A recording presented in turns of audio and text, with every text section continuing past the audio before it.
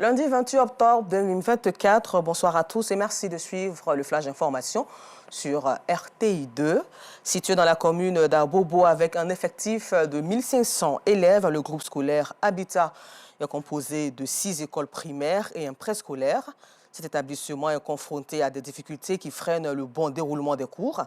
Il s'agit entre autres des problèmes d'insécurité d'enseignants et de drainage. Le cri de cœur des enseignants dans un reportage signé Georgette Ido Fofana que vous verrez ce soir à 19h30. Le reportage diffusé le dimanche 20 octobre 2024 sur RTI 2 sur la maison de la famille Mazoré menacée par un gros ravin au quartier Bois-Sec dans la commune d'Anyama a touché plus d'un. Suite à ce reportage, la mairie de la commune fait l'état des lieux et décide de venir en aide à la famille. La mairie a finalement trouvé un appartement de 3 pièces, toujours dans la même commune, dans lequel les Mazorés vivront désormais. Et ce samedi 26 octobre 2024, la municipalité a visité le site pour s'assurer que les Mazorés ont effectivement quitté la zone menacée. Le témoignage d'Aïcha Guiri et Georgette Ido Fofana maintenant. Tout est bien qui finit bien. La famille Mazoré a finalement été relogée par la mairie d'Anyama, comme promis par l'adjoint au maire de la commune dans un reportage diffusé le 21 octobre 2024 au journal télévisé de 19h30 sur RTI 2. La famille Mazoré a elle-même trouvé l'appartement de 3 pièces dans la commune d'Anyama. Pour sa part, la mairie a promis d'assurer 3 mois de loyer. Nous sommes vraiment contentes pour le geste que Madame le maire a fait. Bon, ce n'est pas permis à tout le monde de bénéficier de ce soutien. Grâce à son soutien, au moins, on bénéficie de 3 mois sans payer le loyer. Donc vraiment, merci beaucoup à elle. On ne peut pas dire que c'est une joie. La maison nous appartenait, mais ici, on sait qu'on va payer, mais nous sommes un peu soulagés. Donc maintenant, notre cri de cœur vraiment, c'est de trouver une solution à notre maison. Quelques heures plus tôt, l'adjoint au maire d'Anyama s'était rendu sur le site de l'ancienne maison des Mazoré pour s'assurer qu'ils avaient tout évacué et qu'ils n'y dormiraient plus. Madame Fatima, ma mère de la commune d'Anyama, a mis à leur disposition tous les moyens qu'il faut pour qu'au moins pendant 3 mois, ils vivent tranquillement, de manière décente. Voilà. Et qu'aujourd'hui, tous les bagages sont partis. Je suis venu constater, l'équipe avec moi, et on a vu qu'effectivement, à l'heure où vous arrivez, tous les bagages sont déjà partis.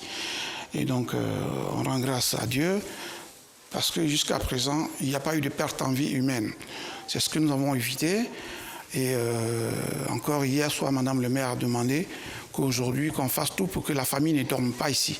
C'est ce qui va se passer d'ailleurs. C'est avec tristesse que nous quittons ici. On n'a pas le choix. À cause de notre sécurité, Madame la maire a mis un moyen pour nous, pour avoir un appartement. Des périmètres de sécurité ont été installés pour éviter toute approche de ce site.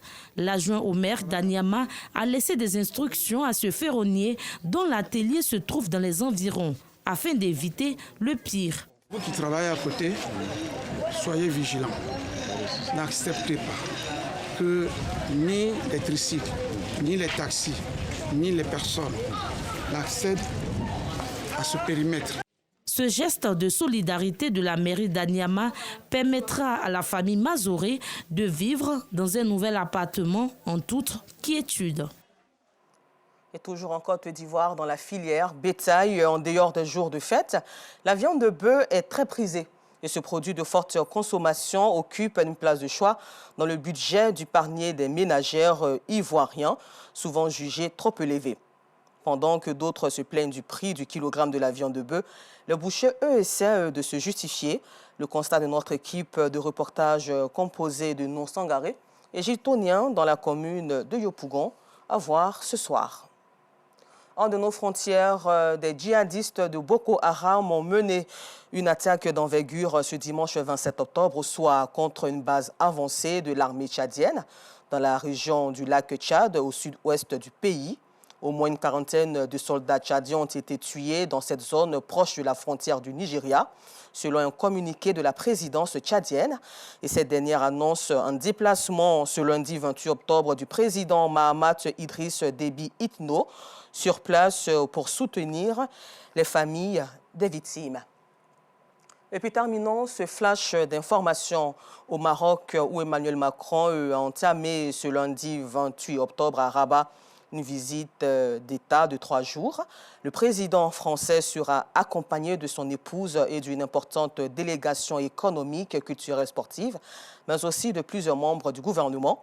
Après des années de brouille entre les deux pays, ce déplacement, plusieurs fois évoqué et reporté depuis la réélection d'Emmanuel Macron, vise à sceller la réconciliation et surtout à préparer l'avenir entre le Maroc et la France.